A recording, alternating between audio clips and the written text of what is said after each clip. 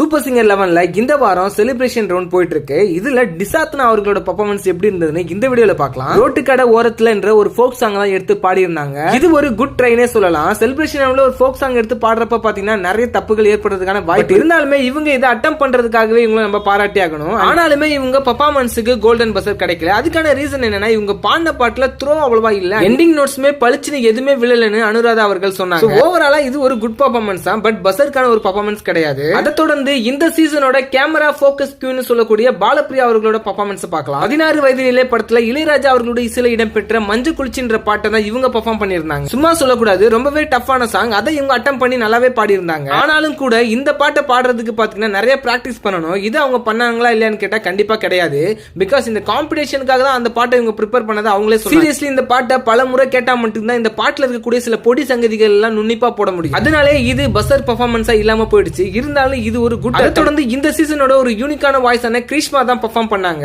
ஸ்வயம் ஸ்வயம் song பாடி இருந்தாங்க கும்கி படத்துல. இந்த பாட்டுல வரக்கூடிய ஃபர்ஸ்ட் ஆலாப்ப அவ்வளவு சூப்பரா பாடினாங்க. அதுக்கே பாத்தீங்கன்னா இவங்களுக்கு பஸர் கொடுக்கலாம். பட் ஆனா வெயிட் பண்ணி பார்த்தா இவங்க பல்லவியிலும் சாரணியும் சில சொதப்பல். ஒரு பாட்டுல முக்கியமான ஒரு விஷயமே சுத்தி தான். அது இவங்க சேராம பாடினது பாத்தீங்கன்னா இந்த பாட்டோட ஒரு மிகப்பெரிய டிராபேக்கா அமைஞ்சது. அதனால இவங்களோட பெர்ஃபார்மன்ஸ் ரொம்பவே லோ ஆயிடுச்சுன்னு தான் சொல்லணும். சோ இதைத்தான் பாத்தீங்கன்னா ஜட்ஜஸும் சொல்லியிருந்தாங்க. அதை தொடர்ந்து இந்த சீசன்ல சேஃபா சர்வை பண்ணிட்டு இருக்க விக்னேஷ் கபாலியோட பெர்ஃபார்மன்ஸ் எப்படி இருந்தது பார்க்க. இவர் பெருசா கஷ்டமான பாட்டுலாம் எடுக்க மாட்டாரு. ஈஸியான பாட்டு எடுத்து பாடிட்டு போயிடலாம் தான் நினைப்பாரு. முக்கியமா இவர் பாடுறப்ப இவருக்கு ஒரு ஃப்ரேம் வச்சுட்டு அதே நேரத்துல பாலப்பிரியாக்கும் ஒரு ஃப்ரேம் வச்சிருவானுங்க. இந்த சேனல் ஏன் இப்படி பண்றானுங்கன்னு தெரியல. இவரு ஜெயம் படத்துல வந்து திருவிழான்னு வந்த சாங் எடுத்து பாடி இருந்தாரு. இந்த பாட்டுல வர ஹை பிச் பாடுறப்பலாம் தலைவனுக்கு தொண்டையில கிராக் ஆகுது. ஆடியன்ஸா பாக்குற எனக்கே பாத்தீங்கன்னா அது நல்லாவே புலப்படுது. பட் ஜட்ஜஸ் யாருமே அதை குறையா சொல்லல. அது ஏனே தெரியும். ஒருவேளை இவரை ஷோல வச்சுட்டு கொஞ்ச நாள் ஓட்டலான்னு இருக்காங்களோ என்னவோ. எனக்கு விக்னேஷ் கபாலை விட லாஸ்ட் வீக் எவிக்ட் ஆன ஆதித்யன் எவ்வளவோ மேலும் தான். இதை தொடர்ந்து சூப்பர் சிங்கரோட ஸ்ரேஷேயர்னு சொல்லக்கூடிய ஹிருதயோட பெர்ஃபார்மன்ஸ் எப்படி இருந்ததுன்னு பார்க்கலாம். இவரு ஃபோக் சாங்கா பாத்தீங்கன்னா படிக்காதவன் படத்துல இடம்பெற்ற வெற்றிவேல் சாங் தான் பாடி சங்கதிகள் போடுறப்ப ரொம்ப டவுட்டோட போட்டதுனால இவரோட பெர்ஃபார்மன்ஸ் அவ்வளவா எடுக்கல. அதை தொடர்ந்து மதுரா பாலாஜி அவர்களோட பெர்ஃபார்மன்ஸ் தான் இப்ப நம்ம பார்க்க போறோம். திருப்பாச்சி படத்துல இடம்பெற்ற கும்பிடப்புன தெய்வம் பாட்டை தான் இவங்க பாடி இருந்தாங்க. ரொம்பவே ஒரு டஃப்பான சாங். பட் அதை ஏன் இவங்க எடுத்தாங்கன்னு தான் தெரியல. இந்த சாங் சங்கர் மகாதேவனும் மாலதியும் பாடி இருப்பாங்க. ரெண்டு பேருமே ஏற்ற இறக்கங்களோட மாத்தி மாத்தி பாடி இருப்பாங்க. ஆனா இந்த சாங் இவங்க ஒரே ஆளா ஹேண்டில் பண்ணணும்னு நினைச்சதான் பாத்தீங்கன்னா மிகப்பெரிய தப்பு. ரொம்ப கஷ்டப்பட்டு நிறைய இடத்துல மேல் நோட்ஸையும் கட் பண்ணிட்டாங்க, கீழ் நோட்ஸையும் கட் பண்ணிட்டாங்க. இதனால இந்த பெர்ஃபார்மன்ஸ் பாத்தீங்கன்னா ரொம்பவே ஆவரேஜா.